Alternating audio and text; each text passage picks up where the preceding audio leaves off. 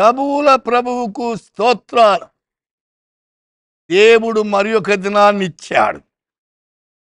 ఎందుకంటే అనేకుల జీవితాల్లో ఒక దినము నుండి ఒక దినానికి పోనటువంటి వారు ఎందరో ఉన్నారు.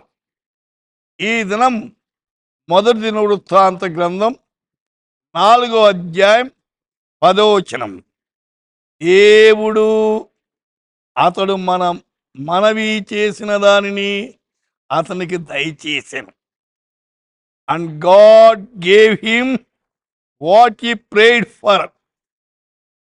जो कुछ उसने मांगा वह परमेश्वर ने उस दिया. దేవుడు మనం ఏమైతే మనవి చేసుకుంటామో, అంటే అడుగుతామో, విన్నవించుకుంటామో, వాడిని ఏం చేస్తాడంట? దయచేస్తారట, అంటే అనుగ్రహిస్తాడు అని. అందుచేత బైబిల్ అనేకంగా మనం చూస్తున్నాం. మత్తయి సువార్తలో 15వ అధ్యాయంలో 28వ వచనంలో, అమ్మా నీ విశ్వాసం గొప్పది, నీవు కోరినట్లే నీకు అవునుగాక అన్నాడు.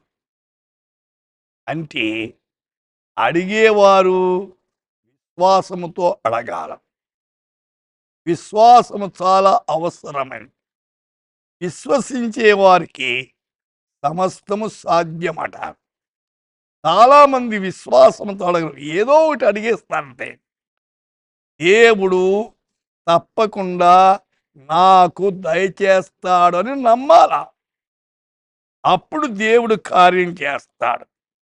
ఫిలిప్పీలకు రాసిన పత్రికలో 1వ అధ్యాయం 30వ వచనములో, క్రీస్తునందు విశ్వాసముంచడం మాత్రమే గాక ఆయన పక్షమున శ్రమపడుటయు ఆయన పక్షమును మీకు అనుగ్రహింపబడను. క్రీస్తు కొరకు శ్రమ పడాల. ఎందుకంటే ఆయన మనం రక్షించాడు, నిన్ను పుట్టించాడు కూడా. అయితే దినము వెంబడి దినము కాపాడుతున్నాడు. అందుచేత ఏం చేయాల? ఆయన పక్షములు ఎన్ని శ్రమలు వచ్చినా వెనకంచి వేయుడు.